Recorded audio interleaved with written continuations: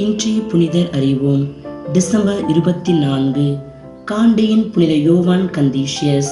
தவறான கருத்துகளுக்கு எதிராக போராடுங்கள். பொறுமை, அன்பு, இரக்கம் உங்களது ஆயுதமாக இருக்கட்டும். கரடு முரடாக இருப்பது உங்களது ஆன்மாவிற்கு நல்லதல்ல, அது உங்களது நல்லெண்ணத்தை சிதைத்துவிடும் என்று தம் மாணவர்களுக்கு அறிவுரைகளை வழங்கி நல்லெண்ணமும் தூய உள்ளமும் கொண்டு வாழ வழிகாட்டியவர்தான் யோவான் கந்தீசியஸ். இவர் போலந்து நாட்டில் கிராக்கோ மறைமாவட்டத்தில் உள்ள காண்டி என்ற இடத்தில் ஸ்தானிஸ்லாஸ் மற்றும் அன்னா ஆகியோரின் மகனாக 1390 ஜூன் 23 அன்று பிறந்தவர்தான் யோவான் கந்தீசியஸ். இவர் தொடக்க கல்வியை உள்ளூரில் பயின்றார். தனது உயர்கல்வியை கற்க கிராக்கோ சென்று 1417 ஆண்டில் பட்டம் பெற்றார். சிறிது காலம் மெய்யியல் கல்லூரியில் பேராசிரியராக பணியாற்றினார். பிறகு அதே கல்லூரியில் முதல்வராகவும் பணி செய்தார். இறையியல் கற்று அதில் தேர்ச்சி பெற்றார். குருத்துவ அருள்பொழிவு பெற்ற பிறகு மாணவர்களுக்கு இறையியல் பேராசிரியராகவும் விளங்கினார்.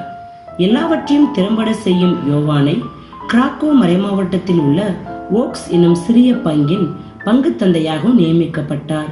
பங்கில் தன்னால் சிறப்பாக பணியாற்ற முடியுமா என்று தயக்கத்துடனும் குழப்பத்துடனும் அப்பொறுப்பை ஏற்க தயங்கி நின்றார். இருப்பினும் இறைவன் மேல் நம்பிக்கை வைத்து பங்கு தளம் நோக்கி புறப்பட்டார்.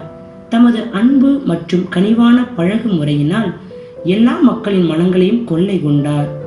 தமது வாழ்வு மக்களுக்கானது என்பதில் உறுதியோடு இருந்தார். தனது ஈகை குணத்தினாலும் தாராள உள்ளத்தினாலும் மக்கள் அனைவராலும் போற்றப்பட்டார். இருந்தாலும் மிக விரைவிலேயே விவிலிய பேராசிரியராக பணியை தொடர்வதற்காக பங்கிலிருந்து மாற்றம் செய்யப்பட்டார். உணவு, உடை, பணம் என்று தன்னிடம் எது இருந்தாலும் அதை தேவையில் உள்ளவர்களுக்கு கொடுத்து அவர்களது மகிழ்ச்சியில் இன்பம் கண்டார். அத்தியாவசிய பொருட்கள் மட்டுமே வைத்திருந்தார்.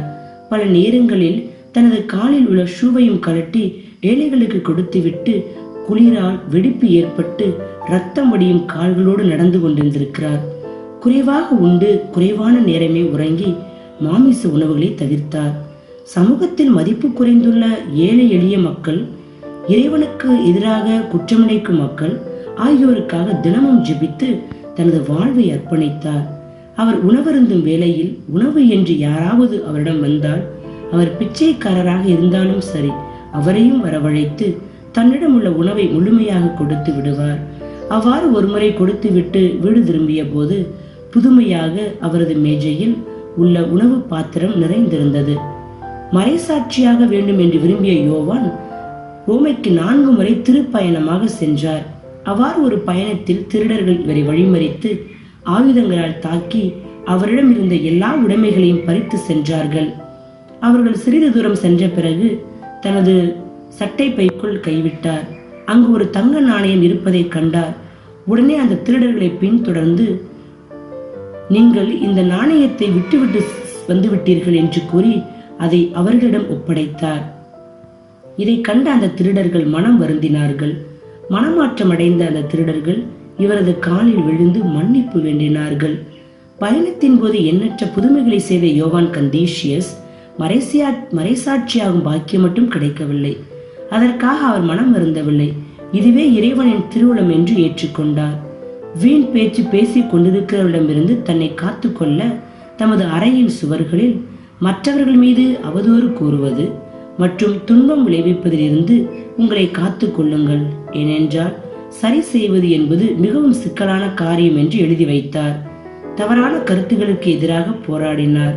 கரடு முரடாக இருப்பது ஆன்மாவிற்கு நல்லதல்ல, அது உங்களது நல்லெண்ணத்தை சிதைத்துவிடும் என்று தம் மாணவர்களுக்கு அறிவுரை கூறினார். தம்மிடம் ஒப்படைக்கப்பட்டவர்களை நலமுடன் பேணி காத்த யோவான் 1473 டிசம்பர் 24 அன்று இறந்தார். திருத்தந்தை 10ஆம் கிளமெண்ட் 1676 மார்ச் 28 அன்று அருளாளராக உயர்த்தினார்.